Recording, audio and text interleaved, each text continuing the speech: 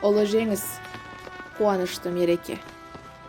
Жеңіспенен келді бізге береке. Таусылмасын, ешқашанда той дума. Құтты болсын, 75 жылдық мереке. Бүкіл елім аңсап еді бұл күнді. Зұлым соғыс бұзған еді күлкімді. Міне бүгін жеңіс күні ғажабақ. Жүрегіме ағыл тегіл жыр тынды. Елімізде бейбітшілік орнады. Орындалды адамзаттың арманы. Оралмаған ортамызға ерлердің өкінішті орнаттен толмады. Отқа түскен ұрпақ үшін, ел үшін бауыржандай айбынасқа қатамыз.